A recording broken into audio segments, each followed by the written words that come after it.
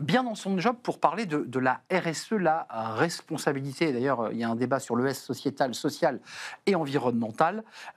Comment peut-elle se déployer en entreprise? On va en parler tout de suite avec vous, Dominique Vignaud. Ravi de vous accueillir, présidente de la commission RSE au sein des acteurs de la compétence. Et vous êtes chef d'entreprise, hein, vous êtes à la tête d'un organisme, Fab 21 Formation. D'abord, un petit mot sur les acteurs de la compétence, parce que c'est intéressant que vous lanciez, à travers une commission, cette initiative. En fait, on était un peu comme Monsieur Jourdain.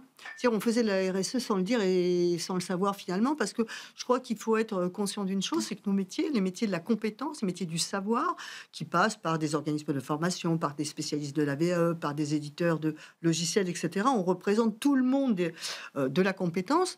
Finalement, ce sont quand même des métiers qui sont engagés sur le plan sociétal, et cette fois-ci, j'ai bien dit sociétal. Former les gens, les accompagner dans leur progression de compétences et de savoir, c'est un métier qui est profondément sociétal. Donc effectivement, on en faisait sans le dire. Là, vous l'implémentez réellement, ça va s'appeler Impact, et ça s'appelle d'ailleurs, puisqu'il y a une promotion qui démarre, Impact RSE. C'est un de nos programmes, uniquement un de nos programmes. Combien d'entreprises engagées? Parce que l'idée, c'est d'embarquer des entreprises. Alors, absolument, mais on a plusieurs programmes. C'est un point qui est très important. Ce que je dirais en amont, c'est qu'on a voulu récemment une accélération de nos programmes d'accompagnement des entreprises de la compétence, de nos adhérents. Ça passe par Impact RSE. C'est la première promotion où il y a un peu moins de 15 entreprises qui sont présentes. On tient à travailler sur des petits groupes. Pourquoi? Parce que beaucoup de nos démarches sont sous le sceau, avec effectivement énormément de partage d'expériences, d'échanges, etc. On ne peut pas le faire dans des grands groupes, on ne peut pas le faire de façon dans des séminaires larges, etc. Ça serait de la com. Non, nous, on fait vraiment de l'accompagnement. Du concret, des diagnostics, des formations collectives. Et, enfin, l'idée, c'est d'avoir des outils pratiques pour le déployer. Vous l'avez bien dit, c'est pas du greenwashing, c'est pas de la com, c'est concret. C'est totalement concret et en fait, chaque entreprise va faire également sa propre feuille de route.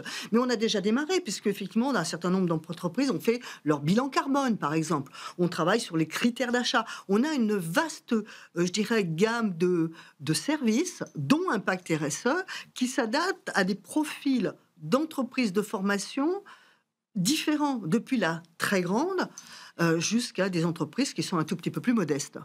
Pour ceux qui voudraient participer à ces programmes, on l'entend, il y a plusieurs programmes, vous avez cité Impact RSE, on est bien d'accord que ces programmes sont destinés au réseau des acteurs de la compétence, que les choses soient précises, qu'il n'y ait pas d'entreprises qui vous écrivent. Il faut être adhérent.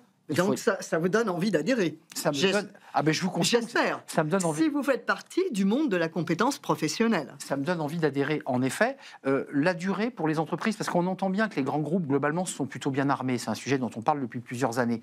C'est moins vrai pour des entreprises de taille intermédiaire et notamment de la formation. Alors, ceci étant, dans ce groupe Impact RSE, nous avons malgré tout des entreprises importantes.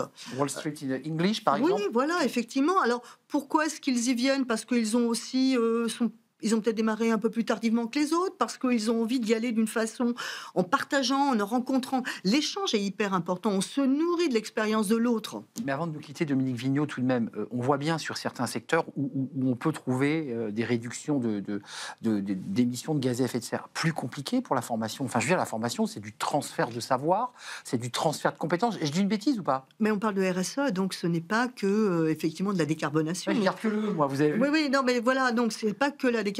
N'oubliez pas quand même qu'une mission importante pour certains organismes de formation, c'est de former des gens éloignés de l'emploi. C'est quoi? C'est du social ou du sociétal? Je suis quand même dans votre S.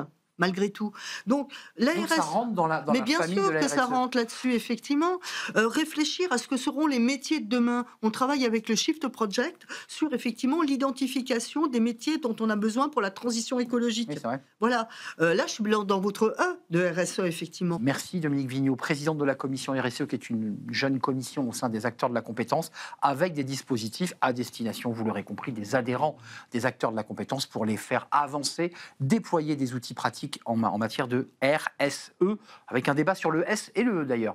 Merci Dominique de nous avoir rendu visite. On tourne une page, on parle d'un sujet aussi RSE, l'égalité femmes-hommes, la vraie égalité. Qu'en est-il exactement avec ce chiffre depuis quelques jours maintenant, les femmes travaillent gratuitement, c'est ce que les médias en tout cas ont relayé. On va en parler avec nos expertes, elles sont là et je les accueille, c'est le cercle RH évidemment.